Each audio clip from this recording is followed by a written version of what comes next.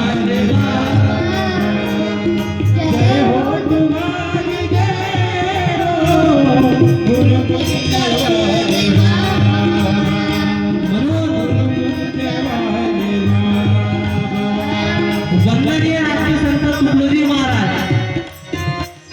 करुणायोगी Gadge Baba, विश्वरत्न doctor Babasaheb Ambedkar, क्रांती सूर्य ज्योतिबा फुले, क्रांती सूर्य सावित्रीबाई फुले, माता रमाई भीमाई, डॉक्टर बिरसा मुंडा याचा विचार आज आपल्याला या कार्यक्रमातून जाणून घ्यायचा।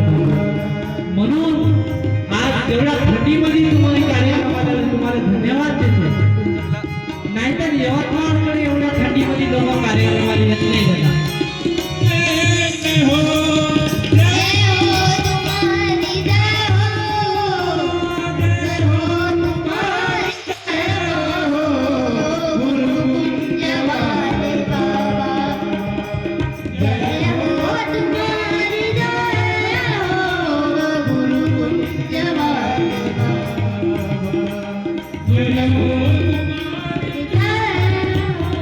हा विचार किती महत्वाचा आहे हा आपल्याला आजच्या कार्यक्रमातून समजून घ्यायचा आहे।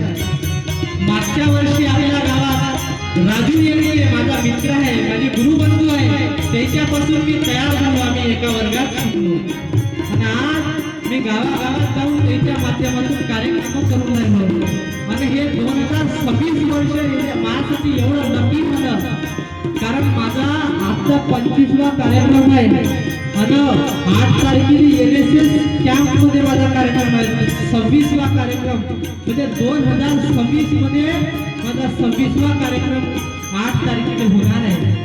ते कोणामुळे शक्य झालं याचे विचार मी वाचला, माझं जीवन बदलून गेलं काका। हे ग्रामगीता नक्की वाचा तुम्ही, गुरुकुंज काय आहे, मोजरी काय आहे, हे मोजरीला तुम्ही जाऊन नक्की पहा।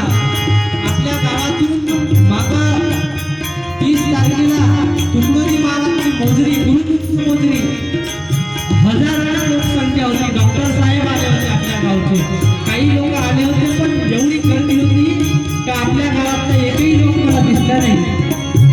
कशामुळं? कारण तुकडोजी महाराज फक्त यवतमाळ जिल्ह्यात नव्हते, तुकडोजी महाराज फक्त अमरावती जिल्ह्यात नव्हते, तर तुकडोजी महाराजचा विचार जग व्यापून टाकला भाऊ, पूर्ण भारत देशामध्ये। वंदनीय राष्ट्रसंत तुकडोजी महाराज, गाडगे बाबा आणि विश्वरत्न डॉक्टर बाबासाहेब आंबेडकर, ज्योतिबा फुले याचा विचार आपल्याला पाहायला भेटते। म्हणून आज हे विचार काऊन सांगायला लागते, कुठंतरी परिवर्तन घडलं पाहिजे।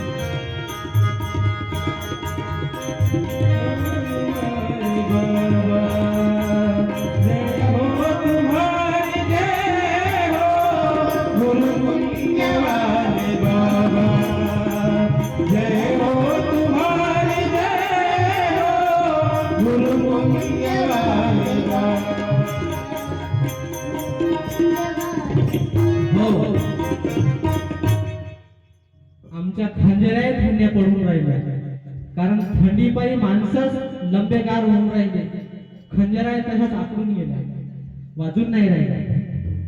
म्हणून आज आपण कार्यक्रम